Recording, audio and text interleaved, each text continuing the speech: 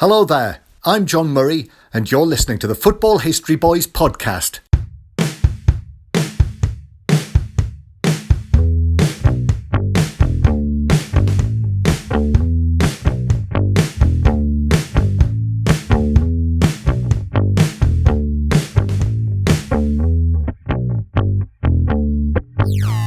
Hello and welcome to another episode, first episode in a while actually, of the Football History Boys podcast with me, Ben Jones, and to the right of me, Gareth Thomas.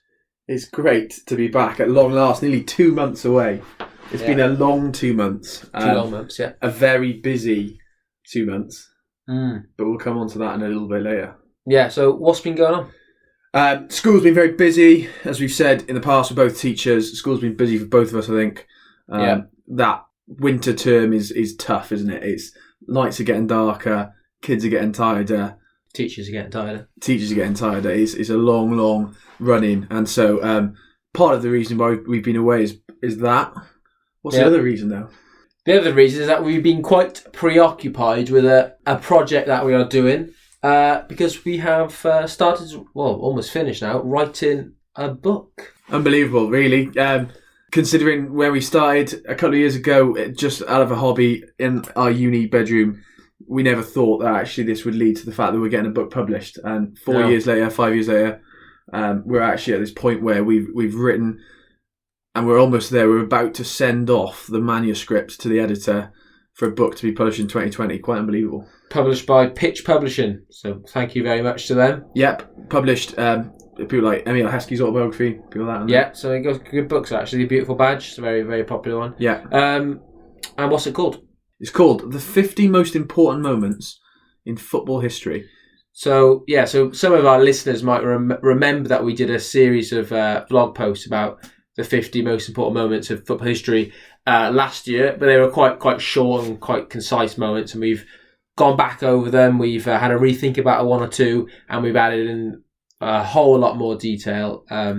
Really gone in. Huge amounts of research. It's been, and that's why we've been so busy, isn't it? Because for me, certainly, it's been finish school, go home, make sure all the work's ready for the next day, and then get on with writing. It's just been a constant sort of couple of weeks of just tapping away on our keyboard. Just trying a work-life balance, but more of a work-book balance. Yeah, work-book balance. But it's been brilliant. And I cannot wait. We hope lots of you will enjoy it when it's published. As we said, it'll be in the new year. But incredibly excited about that. Yeah, looking good. So with that in mind, we decided to ask our followers on Twitter a couple of questions this week. The first question was, what do they think should be included in the 50 most important moments in football history? And the second question we asked was, what for them is the most important date in football history? And we had loads of different replies, but on to that later. So we'll have a look at some of the stuff in the news at the moment. So at the moment, I've got my phone out, it's on the BBC Sport news page, just seeing what's going on in the world. And I can't help but scroll through and just see those three letters over and over again, VAR. We're not going to be able to cover a whole month or 2 months lot of VAR right now, because that would be about 5 or 6 podcasts worth. But some major moments recently, particularly in the Liverpool-Man City game. What happened? Well, we talked about it, didn't we? Right before the season started, right when it was the lovely summer holidays with nothing else to do but podcast in our lives. Yeah. It was lovely, wasn't it? Yeah. We talked about how we preempted VAR was going to be big. I think everyone preempted VAR was going to be big. And then we look at various moments that happened. As you said, we can't touch on every single one because there's something every single week, almost every single game. But that Liverpool-Man City game, basically the pre-runner to who's going to win the title, perhaps. A stunning performance by Liverpool. Yeah. But it's that moment, just 3 minutes into the game, wasn't it, that sort of grabbed everyone, because it was, what on earth do we do here? And I think VAR was, what on earth do we do here? So ball comes into the box, flicks off Bernardo Silva's hand, doesn't it? Yeah. Then onto Alexander-Arnold's hand, and he quite clearly with his arm stops it going to Sterling. If his arm's not there, if he doesn't get in the way, it goes to Sterling. Sterling probably scores. But it would be disallowed, wouldn't it? Because it hit Bernardo Silva's arm. Well, exactly. There's the problem. So the penalty's not given. Well, nothing's given. The ball's cleared up the pitch. Liverpool score from it. Yeah. Lovely strike as well from Fabinho. Amazing goal. Yeah, lovely goal.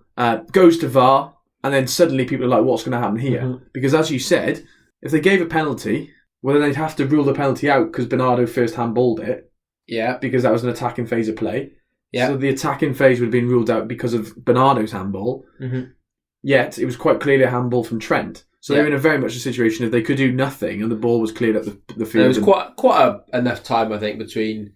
And also, Man City had a chance to clear it, didn't they? And they sort of scuffed it out. I think Gundogan sort of daisy cuts it right back to Fabinho. I think there's about 21 seconds in there. I think there's enough from one box to another. I think that's quite a big gap. Yeah. It's just Liverpool attack at speed that not many other teams attack at. So yeah, and I think that one I've got a bit of is Liverpool bias as well. Well, yeah, I think that one's one of the less.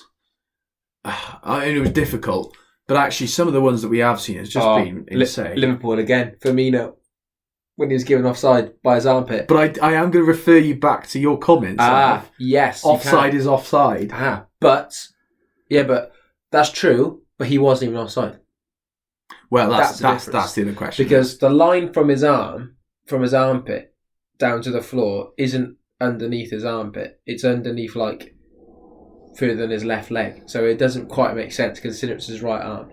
Yeah. And the first angle that it was ref Axon, wasn't it? Axon gives is now offside, and then he redraws the line slightly wonky, as Chris Kamara was showing on the Sunday supplement, and it was given offside. But I did say earlier in the year, if you're offside, you're offside. But it's easy with feet. So when Son's foot earlier in the year was a toe offside, it's easy to see. But with an armpit, has anyone ever scored with their armpit before? I remember Balotelli scored with his shoulder, didn't he? But if you score with an armpit, surely I'm sort of raising my armpit right now into Gareth's face. If you score with your armpit, though, surely that hits a bit of your arm. Yeah. So it was, I don't know. It's like the Lundstrom goal against Tottenham. He was a toe offside, so he is technically offside. But I think what people are so devastated by, really, and it's two separate arguments, really. The offside one, I think, is separate to the penalties one. Because the offside one, as we said, offside is offside. And so Lundstrom was offside, even though it was a toe, even though it was ridiculous and no one could see it until they slowed it down in super slow-mo. Yeah. And they saw that Sheffield United's Lundstrom was offside in the phase of play just before it comes into the box, before they score against Tottenham. Actually, fine. Actually, I've not got a problem with that. I know it's ridiculous. I know the Firmino one is ridiculous. It's the ones where you're looking at it, like Dele Alli's. Do you see that one against Everton? Mm-hmm. His hands were above his head. Yeah. His hands were above his head, and they decided not to give it. Yeah, I thought it was stonewall. So actually, I don't know what's going on. They've said, I was reading today, that after the international break, they're going to try and improve things. So fans in the stadium will know a little bit more about what's going on. They don't use the monitors, do they? And that's the other thing they said. Yeah, Mike Riley apparently instructed the referees before the season not to use it because it had gone down so poorly in other countries, isn't it? And I know people again in this country is criticised. So well at the World Cup 2018. We were both pro it actually. I loved VAR at the World Cup. We were both pro it, but lots of people were against it, weren't they? Saying it's ridiculous to monitor every 2 seconds. Yeah, it's just a messy situation at the moment, and I think that there needs to be sorted because actually what it's doing is damaging the Premier League. It's obviously here to stay. It's not going to go anywhere. No, and we've got to get on board with it because the same people who were calling desperately for VAR last season are now hammering it this season. Brilliant. Right, and I did say as well, I said, I like VAR until your own team is caught up in it, and that's what's happened. So there you go. Right, just looking back in the news, England right now are playing against Montenegro, and they're winning 3-0 to 25 minutes, so they're going to qualify for the Euros, and France are losing 1-0 at home to Moldova. Good. I know. Good. And Andorra scored as well. Brilliant. There you go. Maybe late England saw on the way over their youngest lineup for 80 years. And it's also their 1,000th game ever, which I was quite surprised about because I thought they would have played more. Purely because what I said to you, wasn't it? Players like Steven Gerrard, David Beckham, Bobby Charlton, they've all played over 100 games for England. So they've played over a tenth of all England games and over 10%. And that seems a bit mad considering the first games in 1872 and it's 2019 now. It's quite a long time. I think it also shows how much football we play now compared to what we played then, perhaps. Yeah. Home internationals, mind. Every year. Yeah. Definitely is more now though, isn't there? Yeah, definitely. Yeah. There we go. And I think a few tournaments they didn't qualify for. Yeah, absolutely. And again, you can read about some of those big England moments in our upcoming book. but we're not going to say which ones. Not yet. But yeah, I mean, you could probably read some stuff on our website, but that's not for anyone else to say. Right, what's next then? What are we saying? Read some of these moments out from the listeners? Yeah, absolutely. Let's have a little break, and then we'll come back and we'll read out some of your top moments that you think should be included. Then we'll talk about some of the ones that we definitely think should be included. That's not saying they are, not saying they aren't. And we'll also discuss which dates from football history stick in your mind. Lovely jubbly.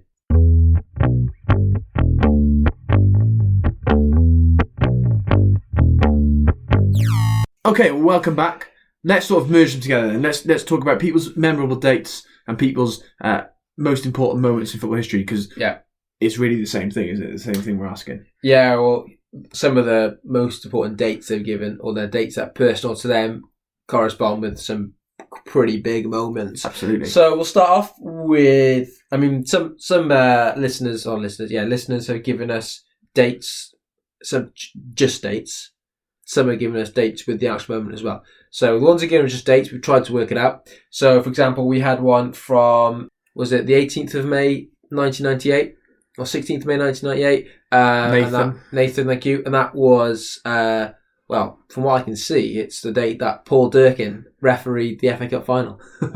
So, yeah, big day. The FA Cup final was between Arsenal and Newcastle, and it was a double win. But I'm pretty sure it's about Paul Durkin's refereeing more than the double. Yeah, do you reckon? Presumably some sort of relation. Yeah. Maybe. Okay, right, go on, give me one. Spanish and FC, who have tweeted us in the past, thank you again, guys. 1950 World Cup final between Brazil and Uruguay in front of a record attendance of nearly 200,000 at the Maracanã. One of the greatest demonstrations of overconfidence in international football history. Brazil had already printed their names on the gold medals prior to the final. Yeah. What a moment that is. Definitely one for us to explore at a later date. The Maracanazo. Yeah. Yeah. Unbelievable. Brazil, home World Cup, guaranteed basically to win, but they don't. Important moment, actually. Although a couple of comments came back to that, didn't they? And it wasn't actually technically the final. It was the final group game. Yes, yeah. But it was, as good as a final. Yeah. And I think FIFA calls it the final in their official reports.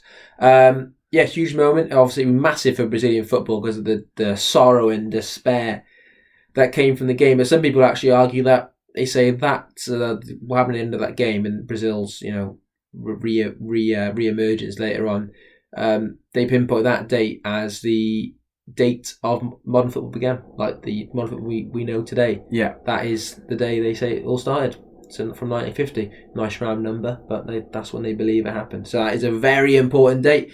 Right, looking down, I have one here. We got August the 6th, 2012 from Callum Gardner. I think it must be Callum Gardner. Yeah, it is. But he's swapped around. He's written to us before a few times.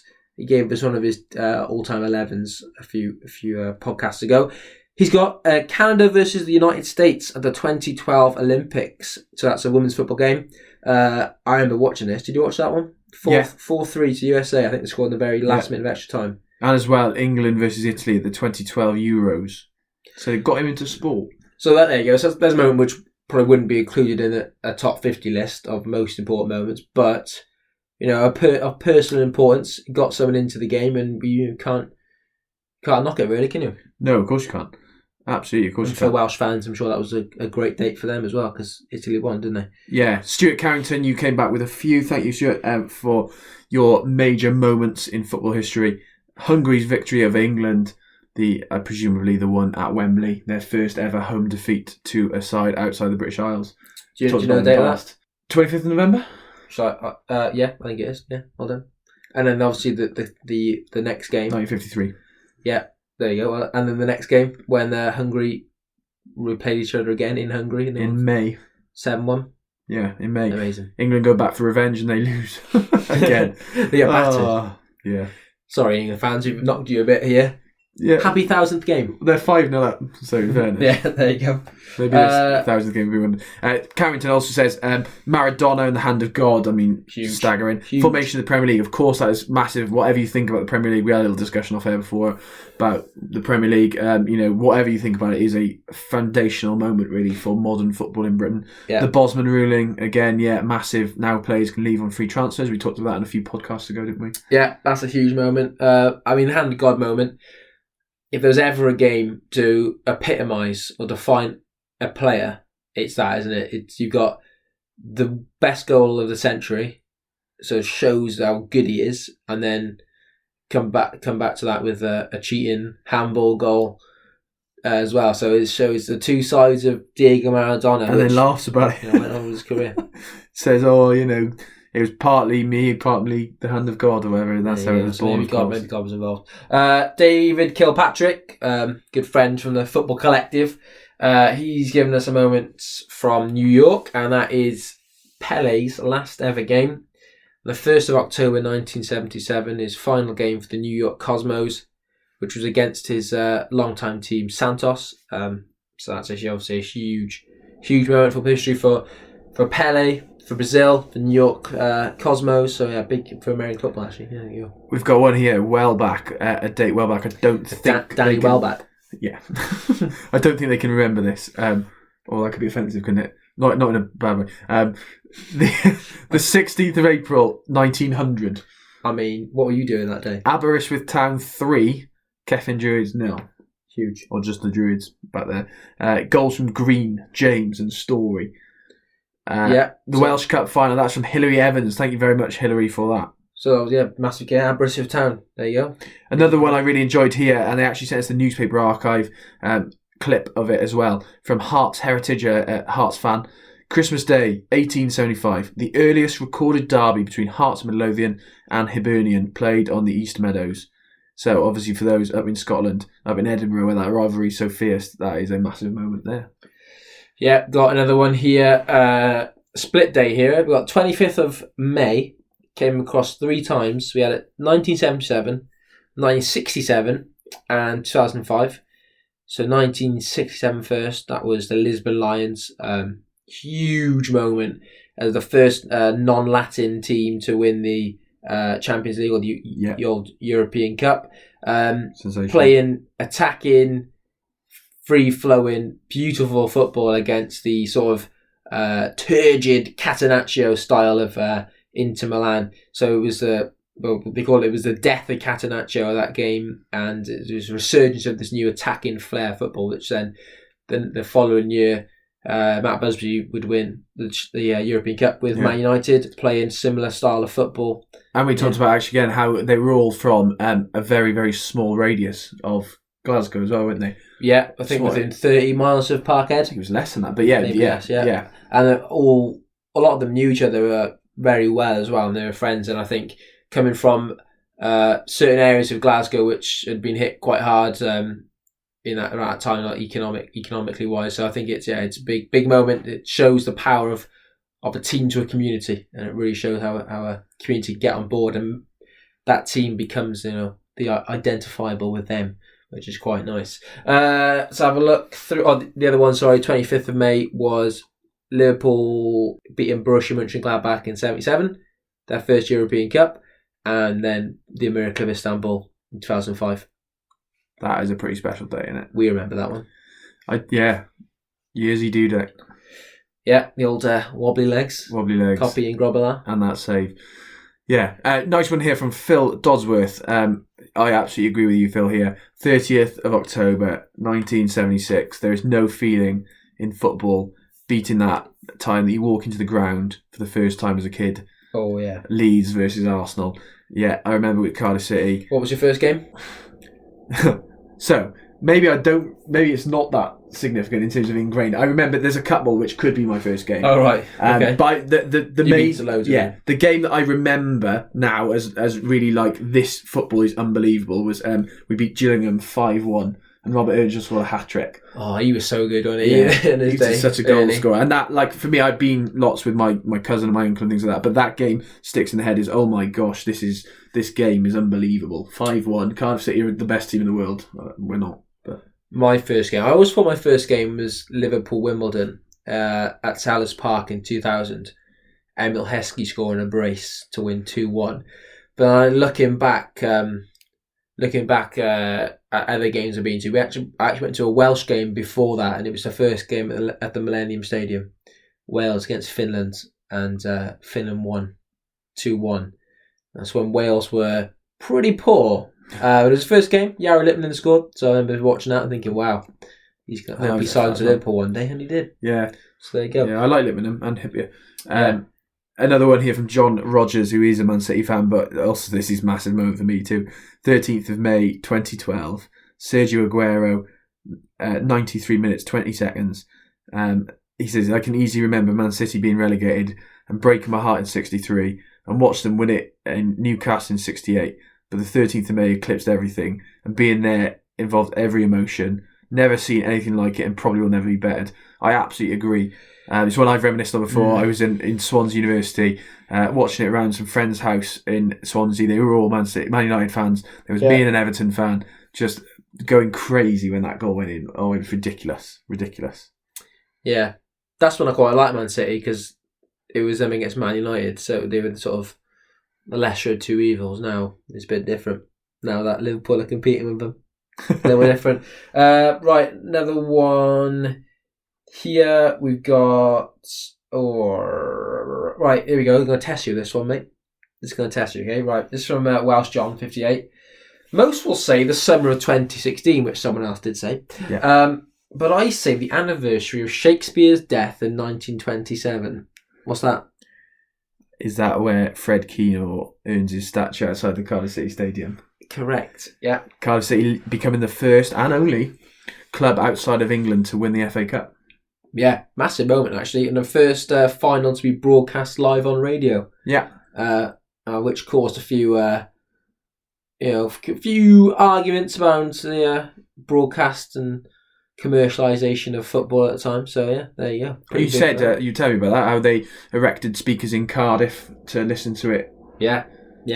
Major moment. Yeah. Obviously, about the way we consume football now. Was it Sky with 160 odd live games? That was the beginning of that dawn, really, wasn't it? I guess. Yeah, basically. Yeah, definitely. I mean, it's radio, but 100%. Because TV followed pretty soon after. What else we got? You mentioned you touched upon that one in Wales 2016, 1st of July. Hal Robson-Kanu, Cruyff turn. Oh, spectacular! Watching it in a fan zone in Cardiff. Hal Robson-Kanu who had no club. Clubless. Released Hal Robson-Kanu. We knew he was rubbish. We knew he was terrible. But for that tournament, he was unbelievable. He became Pele. Flipping earned a Premier League contract as well out of the back of it. I know, yeah, it was West Brom. Right, we've got... so I mentioned Liverpool beating AC Milan in 2005. We've also got, from a Milan fan, May 23rd, 2007. That was their revenge on Liverpool when they beat them 2-1 in Athens. Which is funny, actually. A funny final, because Liverpool were severely outplayed in 2005, but managed to win. Yeah. Because Liverpool played well for 6 minutes, basically, and did the rest. Whereas in 2007, Liverpool were the better team, but they lost. So there you go. Yeah. Shows you. I watched that yesterday, in fact. It was on BT Sport. Was it? Yeah. Repeat? Half hour. Joey Kennedy tore Jan Karlowski to shreds. Ridiculous. Yeah. And just a final one then from John. Apologies for the pronunciation there, John. John Galarraga. Galarraga. I think he is Spanish. There is two for him. When Real Sociedad first won La Liga in 1981 and in 1988 when they won the Copa del Rey. It was such an amazing day for Zaragoza. And one more from me then. We've got Dr. J. Simon Ruff, and he's gone for the 26th of May 1999. I think some T won a treble or something. I don't know who it was. Do you know who it is? It was a pretty, but you can't take away from how special that treble was. In fairness, I can try. I'll fail. Particularly the final. I mean, I know Istanbul was good for Liverpool fans, but that finished that final is spectacular. Yeah, both in stoppage time. Yeah, massive Sheringham moment. to seemingly take it into extra time and then Solskjaer to win it. It's one of those things where when I was younger and Liverpool in 2005 and people would go, oh yeah, Man United did this, came back in 99. I'm like, no, it's rubbish. Liverpool's way better. But now I can sort of sit back and go, yeah, it was pretty good. Yeah. Pretty impressive, to be fair. Yeah. Yeah, there you go. Was. Fair play. Thank you for your contributions. As ever, keep getting in touch. So you can tweet us at TFHBS. You can email us at thefootballhistoryboys@hotmail.com. Or you can get in touch on Facebook. Look us up, The Football History Boys. We'd love to hear from you. But for now, we'll take a little break and then we'll come back, I think, quiz time. Yeah, lovely.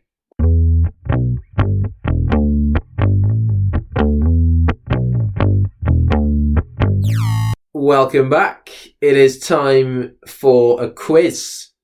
A different quiz this week. We've had a few different sets of questions. I've been trawling the internet for a good 33 seconds and I found a website which I think is going to really test your football knowledge. I think it's quite a good level. It's not like overly difficult, but it is, of a decent level. It'll test you. I was chatting to someone actually about the pod the other day and they said they really enjoyed the quiz. So it's nice to know that people enjoy the quiz. Yeah. Fantastic. Actually, I've heard that as well. Enjoy the quizzes. I hear from everyone actually all come and tell me. Right, this is the 80 football quiz questions from funquizzes.uk. Just .uk. No co. Right, I'm going to go for... Just pause there while we just say thank you to our international listeners. Obviously, this may be a UK-based quiz, but thinking about our international... We had a lovely email, didn't we, this week from someone in, where was it, Massachusetts? Yeah, Brian Sheehy. Brian Sheehy. Yeah. A fellow teacher. Thank you for your email. Yeah. Saying about how he loves the podcast. Thank you very much. Hopefully you can join in with our football-based quiz, though. UK-based quiz. We posted your piece on the football in the curriculum, sports history in the curriculum, and had quite a big response again from our followers. Do you see that? Quite a lot of retweets. Yeah, interesting. We'll take this tangent then. I was saying I showed it to actually some of the children I teach in the secondary school I teach in. And women's football, we were talking about that as we've got a couple of women's footballers in the side who are brilliant, absolutely brilliant. And so we were talking about how women's football becomes really big in the First World War as they fill the gap with the men. They go into the factories, the dicussed ladies, people like that. They were absolutely loving it. They were like gobsmacked. And then when I told them how football was banned for women in 1921, they were raging. Oh, it was so good. So it shows actually. That article talking about how there is a place for sports history, I absolutely agree. And I think some of the fellow teachers around me were thinking, sports history, what are you talking about? But actually when I explained it, when we talked about the impact, and when they actually heard some of the children debating it afterwards, they were like, oh my gosh, like, they really care. So it's such a good way in football. It matters, doesn't it? Because that's what they love doing themselves. It's such an easy way to bond with young people as well, as it? So, did you watch football last night? Definitely. Yeah. Even with primary school kids I teach, if I do history, so I'm doing the Tudors at the moment, but if I do a lesson on Tudor sport, I can guarantee I'm going to get a much more engaged class than if I do a lesson on Henry VIII's wives. I mean, Tudor sport's great, though. Henry VIII's wives tells us a bit about Henry and about, his goings on, and a bit about international relations, but kids don't really care about that. And Tudor sport tells a bit more about, the working class people, and they're all playing in real tennis. So, yeah. Loving that. There you go, real tennis, so a bit more upper class. But indoor tennis. Sociology. Anyway, quiz questions. Right. This is Premier League. You haven't looked over my shoulder, have you? No. You sure? Yeah. Right. Got a look in your eye. Right. Premier League trivia questions. Champions and relegation. Okay. That's the theme. Question 1. I might give you a few more. That's maybe not just 5. Okay. Question 1. Who went down in 1996-97 after being deducted 3 points? Deducted points. Who do you reckon? 96-97, that is pre my listening and watching of football, sadly. I'm pretty sure this season they also reached both the League and FA Cup finals. I would have been 4. Yeah. Presumably 3 when they were deducted the points. Yes. So I'll go with someone who was up and now no longer is. Actually, can I have that clue? Have they been back up since? Yeah. Oh, they have. Yeah, a couple times. Quite recently as well. Okay. Okay, I'm going to say Middlesbrough. Correct. Well, yes, you put that one out, I think now. Well done. Flipping heck. Which striker made the PFA Team of the Year in 2004-05, despite being relegated? Oh, that's Good nice. question, this. That's a cracking question. Scored a lot of goals. A lot from the penalty spot. Andrew Johnson. Correct, Andy Johnson. Andy Johnson. Bold Andy Johnson. Right. Loved penalties. Back then, if I was playing fantasy, I definitely would have had him. He was unbelievable. In what season did Arsenal's Invincibles go the whole season unbeaten? 03 or 4. Well done, that was very quick. Very good, well done. You didn't even have to edit like 50 seconds of in an Thinking hour. time. Well done. Number 6. No, that's too easy. Right, which club conceded 100 goals on the way to being relegated in 93-94? Oh, Swindon Town? Correct, well done. Smashing it. So far you've got 1, 2, 3, 4. Right, good stuff. Oh, I gotta find one to. You'll get wrong now. Yeah, which club were relegated in their first season in the Premier League in 97-98? Ipswich Town. No. Coventry City. Nope. One more guess. And my third and final guess is Bradford. No, Barnsley. So we're going with B. Okay. Not bad. I'll give you one more just for because I feel like it. Yeah, no, I like this. Number 6. The highest scorer in Premier League game finished 7-4. Which two teams played? Oh, what was that, a cup game? Was it Arsenal Reading? No, 7-5. Was that a cup game? Yeah, League Cup. Yeah. Yeah. 7-4. What year? Have we got the year? I believe it was in about 2007. Oh gosh, I should remember it then. 7. Yeah, it was. 4. I got it right. Well done. 2007. It's also a Wikipedia page as well, because I just found it. I might give you some bonus questions based on this. Can you give me some clues about to catch? Played on the South Coast. Southampton. No. Portsmouth. Yeah. Against a team which has a crown on their badge, who are not in the Premier League anymore. Oh, nice. They're up for a little bit. They're back down again. A crown on their badge. That's a good one. Pretty sure there's a crown on the badge, or their nickname is to do with this, something to do with the crown. Reading. They do have a crown on the badge. Yeah, Reading. There you go. Well done. Right, here's your bonus questions. If you can name me 3 scorers, I'll give you a maximum 10 points. Joey McAnuff. No. He's very City. Portsmouth in 2007. Portsmouth and Reading. I think Reading you should get 2 of Was these. Benjani there then? Yeah, you got a hat trick. Benjani Muwarani. So he doesn't count as 3 scorers. You know he did score 3. Well done. Benjani. Think of Harry Redknapp. Nico Cranshaw. Yeah. You go Cranshaw. He loved Cranshaw, didn't he? Loved him. He got another one that you Peter like. Crouch. No, he was a Liverpool then. Defoe. No. No. Think of Reading. Ginger up front. Oh, Kitson. Yeah. Dave Kitson. He was a secret footballer, wasn't There you go. 10 points. I think yours actually, wasn't he? it? Yeah. Right, here's the scorers. Benjani 3. Herman Ariderson. Oh, yeah. Another one of Harry's faves. Nico Cranshaw. An own goal from Ingemarson and Sully Montari. Oh, good team there. Sully Ali Montari, yeah. And then Reading, Stephen Hunt, Dave Kitson, Shane Long, and an own goal from Big Sol Campbell. There you go. Oh. It's a good names there, that game. 7-4 though. Excellent game.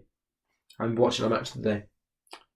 Brilliant. I think that may be the one actually, that famous Chris Kamara video where he's like blown away by how many goals there are. He's lost count and they like get your fingers. No, it's not, it's a red card, is it? But I think he's in that game as well, isn't he? He's in that game. Of all the games. Yeah. I don't Pretty sure Reading lost 6-4 that season as well, someone.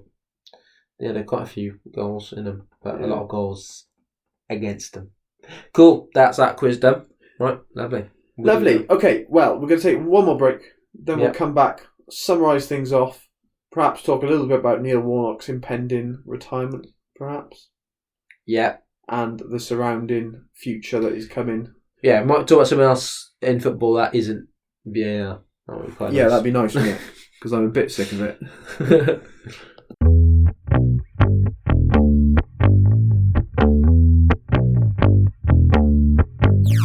Okay, welcome back. As mentioned before, I'm a Cardiff fan, but also I think this is just a football story. Yeah. Neil Warnock, 70 years of age, in what he said is his last season of management. We don't know. He said that before and he's come back, or he's not retired yet. But he left Cardiff last week after defeat to Bristol City, lost to Swansea 2 weeks ago, beats Birmingham, perhaps to save his job for another week, and then loses at home to Bristol City, first home loss of the season, and he's now been moved on. Walked away as well by the sound of it. It sounds like there was some sort of mutual agreement there. I think results not good. Run out of steam. Important games as well. Derbies. Yeah, and I'm devastated for him because I think he's done massive things for the football club. I know Neil Warnock is very much not everyone's cup of tea. It's like Marmite, isn't it? Yeah, and it's very much when he's at your club, you love him. When he's against you, you dislike him, and I know that because I've disliked him over the years. Yeah, but for what he's done for the club, he called us my beloved Bluebirds. He has united the club. The club, when he took over, was 23rd in the Championship in October True, 2 years ago, and right. actually looked like we were just sliding towards relegation after coming down from the Premier League and just not doing anything really, going from Paul Trollope to Russell Slade and just being in quite a state. He promoted us and almost, I think, as people reflect on it, he almost promoted us too quickly. The club wasn't ready to go up. Even he said that. Yeah. Didn't he? I think that's what he thought, didn't he? Yeah. And they did so much better than anyone predicted. In the Premier League. Well, his last away win, if he does retire now, which I don't think he will, I think he'll take a Scottish job. He's linked to Hearts, so I think he'll take it. But his last away win is United at Old Trafford. His last away win? Yeah. His last away win. Yeah, I'd walk out on that. His last away win, 2-0 at Old Trafford.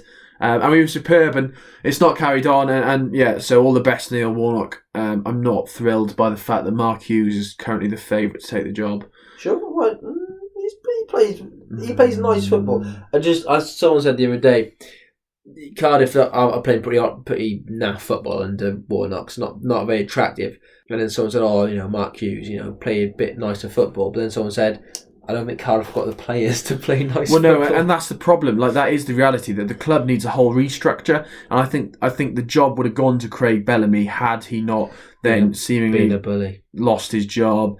That was the club investigation. We don't want to comment on that necessarily, but it sounds like he was just, being Craig Bellamy. Obviously. I'd love it to go to Mark Hudson. That's who I tweeted yesterday. I'd absolutely love it to go to Mark Hudson, who's our former defender. He's now done his coaching badges. He's caretaker managed at Huddersfield when they sacked their manager.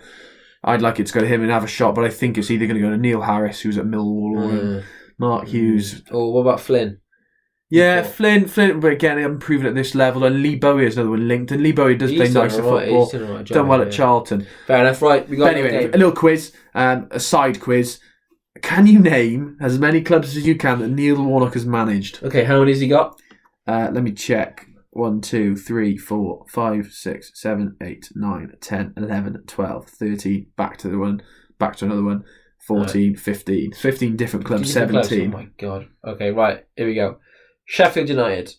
Yes, couple times. That was where he shot onto my radar because he was 99 to 2007. That video, isn't it? Yeah. Right. Cardiff City.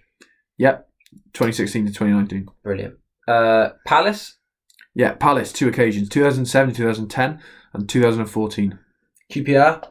Yep, 2 occasions. 2010 to 2012 and a caretaker manager in 2015. Plymouth. Yeah, well done. 95 to 97. Oh my God, that's an easy one. What about... It's always those kind of teams, isn't it? It's all the sort of bottom. Middlesbrough? No, but that does sound like somewhere he's managed. Doesn't it? West Brom? No. No, never got them right. Right, so I've got 5. One massive club who think they're a massive club and they are a massive club, but they're just not in the Premier League. Oh, Leeds? Yeah. 2012, 2013. Yeah, definitely. Okay. Oh, I had one in my head. It's Blackpool? No. Oh. One that no longer exists, very sadly. Bury? Yeah, Bury. Oh, yeah, true. 98, 99. 7. Oh my gosh, managing out loads of teams. All up and down the country. Right, that's all ones I can name. Oh, no, you've got Plymouth. Right, you give me some clues. Okay. One who were relegated from the Premier League as well and have also struggled this season like Cardiff, but struggled more than Cardiff actually. Relegated last season? Yeah. Oh, flipping heck. Right. I don't really tend to look at the bottom of the table these days. Cardiff got relegated. Oh my god, who got relegated? Huddersfield. Yeah, Huddersfield. Okay. 93, 95. One, again, up north, it is the Chuckle Brothers' favourite club. Rotherham. Yeah, Rotherham 2016. Got that didn't I? Yeah. Yeah. What about another one then? So, another South Coast club. Southampton. No, smaller than that in terms of Portsmouth. size of place and size of... Oh, that's like... size of place and size of... Exeter. Area. No, smaller again. Poole. Another holiday destination. No, you're in the right Brighton. with Exeter-ish. Canterbury. That's not South Coast. Isn't it? Hastings. That is. Yeah. South Coast. Where was I in the right ballpark with? Torquay. I think Torquay. Torquay. Yeah. Another one. The world's oldest football league club that aren't a football league club anymore. They got relegated last year. Oh, that's a good one. Speaking of that, I never realised how old Stoke were either until recently. How old is Stoke? 1863. Wow. Yeah, one of the oldest clubs. Wow. And Wrexham 1864. Yeah. I'm not sure, mate. Who's that one? Notts County. Oh, okay. They got relegated, didn't they? Yeah, sadly, but not football league club anymore. And then the other ones you missed. Scarborough. Yeah. Burton Albion. I was going to say them, you know. Oldham Athletic. Okay. And final one, Gainsborough Trinity. That would be my next guess. Yeah. Okay, brilliant. What about Wales? How are you thinking for Wales? So Wales have got two massive games coming up, haven't they? Huge. Well, if they don't get anything out of these, maybe Giggs will be the next Cardiff manager. Please no. Please no. He'll have him training up in Salford or something. Right. They got Azerbaijan next away. The Hungary game all depends on the first game. So yeah. So if they don't beat Azerbaijan, I don't think they'll beat Hungary. Because I don't know if results haven't gone their way and they can't qualify anyway. They got playoffs pretty much nailed on, haven't they? Wales. Yeah. As long as Austria get a point, I think, from their last couple of games, which they should do. Right. Azerbaijan away. Ramsey back. Yeah. Scored as well, didn't the other day from a couple of yards out, maybe a yard. Maybe not even a yard. Off on the line from Ronaldo. Bale in the squad, even though he was injured for the last few weeks. That's upsetting people listening because that quote that's doing the rounds. I've seen loads of people with it on flags, which is winding other people up. But his quote Wales, of golf, Madrid. Wales, full stop, golf, full stop, Madrid. That's what one of the journalists said out there, wasn't it? About that's Bale's attitude. There you go. All right, he's back. I think just having Ramsey back is so big. And I think they'll win purely because of Ramsey being back. Interesting. I can't remember the stat now and I'm going to mess it up. No, Joe Allen is there for the first game. He's suspended. But since the Euros 2016, he has missed 17 out of 31 games, I think, for Wales. So Ramsey. More than half. Over half the games. And that showed. The fact that we've tailed off, I think, has showed. Because Aaron Ramsey, on his day, is phenomenal. Two big results, though, against Slovakia away in Croatia, wasn't it, recently? Two good 1-0s, because if you can have a good 1-0, I'm guessing because Croatia, you would expect them to beat Wales. Yeah. And they played pretty well in that game. And Slovakia, I thought they played okay, to be fair, for a tough away fixture when the away game before they lost to Hungary. So they've needed a big game there. So I think beat Azerbaijan and then at home with the massive crowd behind them, they should beat Hungary and qualify. It'd be amazing if they did qualify because they've been pretty awful in this campaign. Oh yeah, and people again will have their way and say, oh well, the old the expectation we should qualify is ridiculous. I don't think it is. It's something we've got to aim for. Something that for Welsh football they need to aim for. And I'm looking forward to doing a Euro podcast before the Euros. Yeah, and also trying to sell our book, which should be out by then. Yeah, we got a book, by the way. I don't know if you heard. There you go. Right, we got one more quiz? Yeah, one more quiz. And then we'll just have a little fantasy update because I'm doing very well. I'm doing terrible. I keep forgetting the last few weeks. I'm too busy, see? Okay. You've heard the phrase, the best thing since sliced bread? You've heard the... Yes. Yeah.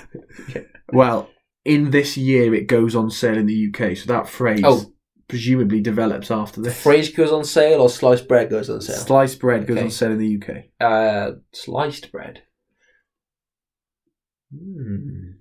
Oh gosh, what a question that is. 19.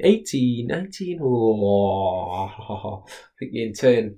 I'm thinking, 1903. Okay. Say just a random number. The city of Constantinople in Turkey changes its name to Istanbul. 1917. Amy Johnson lands in Darwin, Australia on the 24th of May, becoming the first woman to fly solo from England to Australia. Fly 1921. That's unbelievable, though, isn't it? I know. Not bad. It's unbelievable. Good effort. Yeah. The Chrysler Building in New York is completed and opened. So that's 20, isn't it? I think. 926. Neil Armstrong and Buzz Aldrin, the first men to walk on the moon, are both born. I'll stick with 26. Chrysler. The inaugural Serie A, so the first ever Serie A, is won by Ambrosiana, later known as Inter Milan. Oh, I should know this. I've been researching this for the book. First ever Serie A. I didn't actually research this for the book, but I researched something else for the book. So you're not researching and then I got sidetracked and went off tangent. Oh, surprisingly late. Serie A. 1930. 1930. The film All Is Quiet on the Western Front is released. 1930. 1930. Yeah. And finally, what finally already? Damn. Go on. the first World Cup is held Yes. in Uruguay. And 1930. Yes. by the host nation as Uruguay defeats Argentina 4-2 in the Sliced final. bread that late. Yeah. Even though a sandwich was already invented by then. Sliced bread is released the same year that a woman flies from England to Australia. So pioneering efforts from both. Yeah. Both women and the bread industry. Do you know who? Bread is quite slow. Do you know who it was? Do you know which manufacturer of bread it was? Talking like a Kingsmill or a Braces? Yeah. No, I don't know. Braces as well. Don't know. Other bread is available. Yeah. If you do want to sponsor us, any bread companies, I'd be that'd be lovely. happy to take that sponsorship. Sliced. Yeah. I can't Raquel's yogurts. Oh. Quite, yeah. I quite like a crusty loaf though myself. So there you go. Brilliant. Final thing then. It's been great to be back, but let's just talk about fantasy football. Yeah. Right. How have you been doing? You said you've forgotten things. So, I was doing all right. I was happily mid-table in the league, and I started to drop because of, you forget a couple of weeks, you get to change some players. That's criminal. And you shafted. So I got 49 points this week, so I had over average. I'm saved by Mo Salah being my captain, and Bernardo Silva a couple. So about I think 6 of my whole team and bench didn't play. Well, I'll tell you how... I'm 39th. I don't want to hammer you, but I'll tell you how poorly you've done is that I started a Brexit fantasy team, which is only including British players. Including British players. I missed the first week, so like Brexit, I was late, although we are politically neutral on this podcast. Brexit is in no way, Yeah, nothing but that we I am only 6 points behind you, and what? Yeah, you missed a week, didn't you? Yeah, I missed the first week. All right. Have you been changing the team now? Not that regularly. I've been forgetting. Oh, you have been changing it. Yeah, I thought you had to keep the same. Okay, fine. No, right. I have to keep British players. Flying with that Ings. Yeah, I've dropped. I was up to about 21st, I think. Just scroll to the top. So top is Lewis Williams, 740 points. Who's second? So he's got quite a big gap to second, which is you. 2 points behind him. 738 points. There you go. So well done. Lewis, Reese and Jesse, all Williams. All brothers. Are they all brothers? They're brothers, yeah. They're the same team? Similar. Oh. 89 points that I got last week. I had a very good week last week.